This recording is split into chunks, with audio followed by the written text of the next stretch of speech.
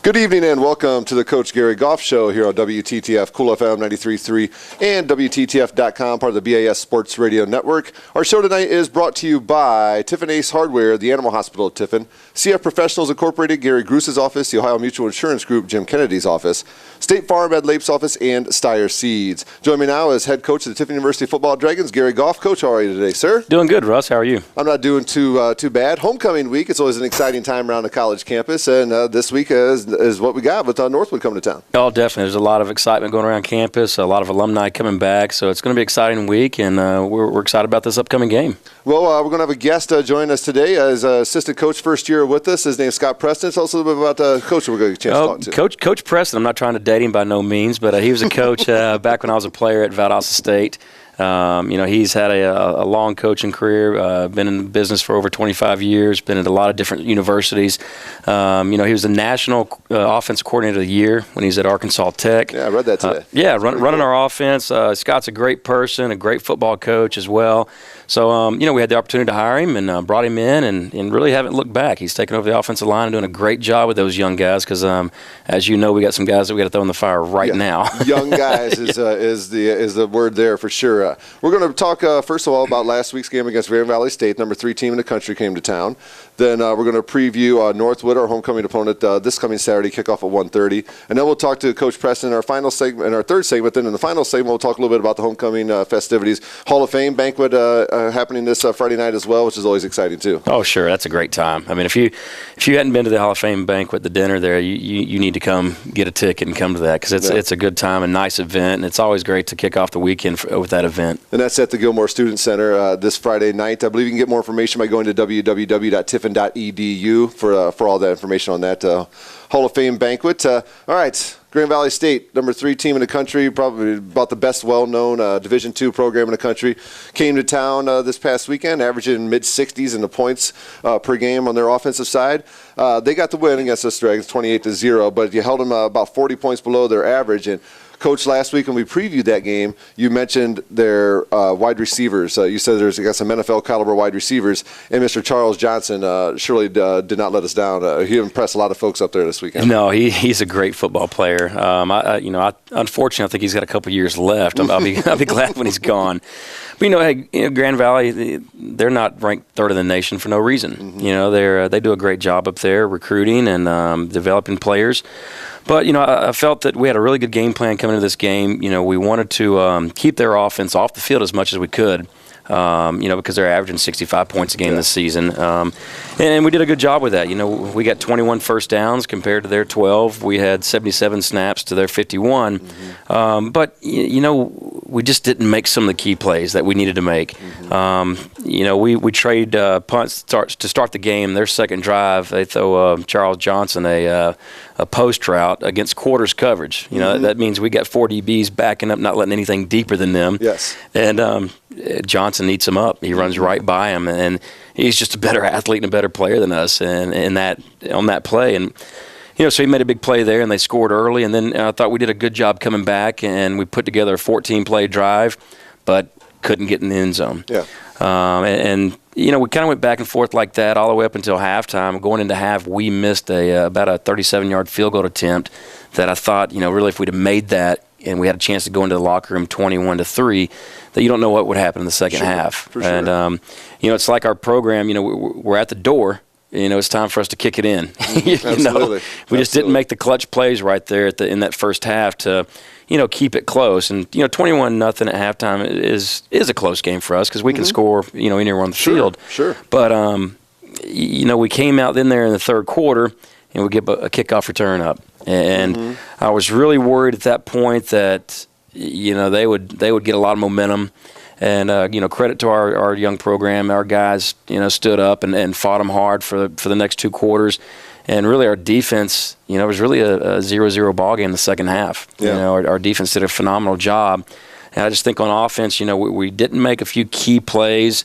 We're trying to, put some freshmen in places where they can excel. So we're trying to still try to find our identity a little bit on offense. Well, you speak of making the plays.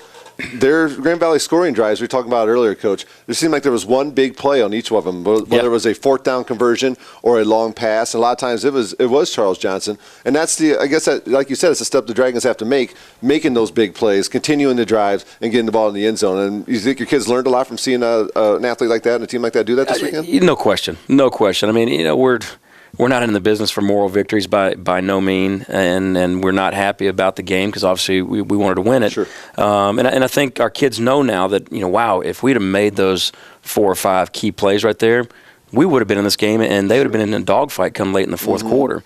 And then you never know. I mean, a team could panic just because they're Grand Valley doesn't mean they've got the right of way to win a game, Absolutely. So, I think our team did grow up a lot. There's probably nobody else in the country that thought we had a chance this game besides our program. Most people probably looked at the score and expected to see an 85 to 10 game or something. But, we're excited as coaches. I think this week the kids are going to be excited about practice. It's homecoming and all that buzz. But, we do know that we're getting better. We are making the right steps in the right direction. As a coach's perspective, we just can't grow up fast enough. Oh, yeah, I'm sure. Absolutely. Well, speaking about growing up, you got a big game out of one of your running backs, Dominic White, 169 yards on 23 carries, the most by a Dragon running back since October of 2004, and the most that any Dragons had against Grand Valley State. So that young man had a heck of a ball game. Hey, Dominic is a great football player now. He's very explosive, very strong runner. Reason we brought him in because, he breaks tackles.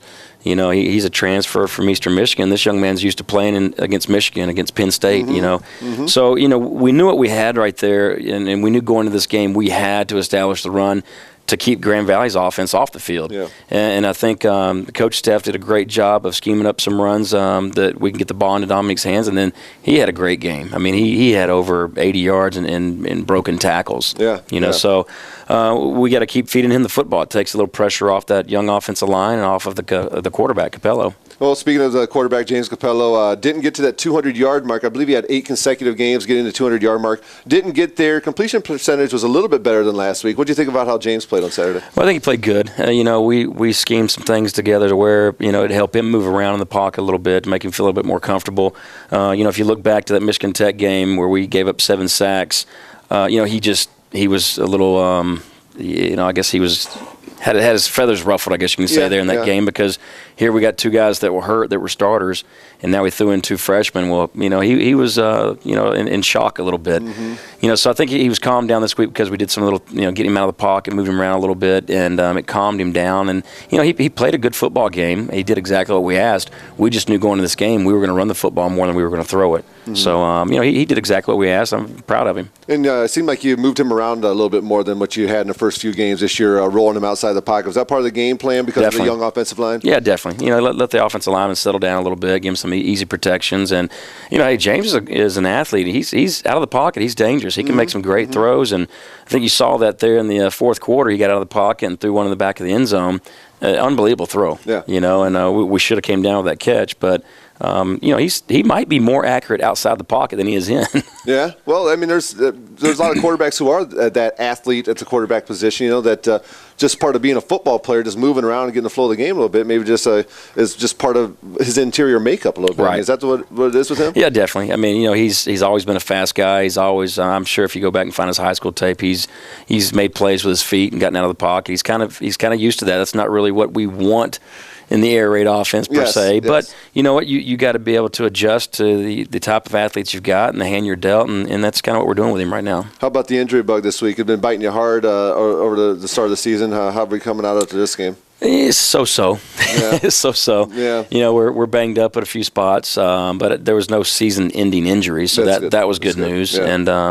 And knock on wood, the offensive line came out of this game healthy, and they got game reps. And Max Palm over there at right tackle, I think at the end of the first quarter, I walked over and said, "Hey, Max, how you doing?" He said, "Coach, that guy's so fast, I don't think I've touched him yet."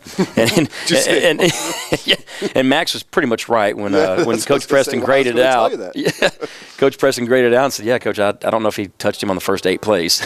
Yeah, well, it was a good football team you played, and your kids played a pretty good football game as well. And Up next, as we said, is homecoming with Northwood coming up. So let's go ahead and step aside and take a break. We'll stop talking about last week. Let's preview next week. And then you mentioned the offensive line. We'll get a chance to talk to the guy who knows a lot about that offensive line, and Coach Preston, in just a little bit. So let's step aside and take a break. We'll be back with our next segment of the Gary Goff Show, where we'll preview Northwood University and homecoming weekend. You are listening to the Gary Goff Show on WTTF Cool FM 93.3 and WTTF.com.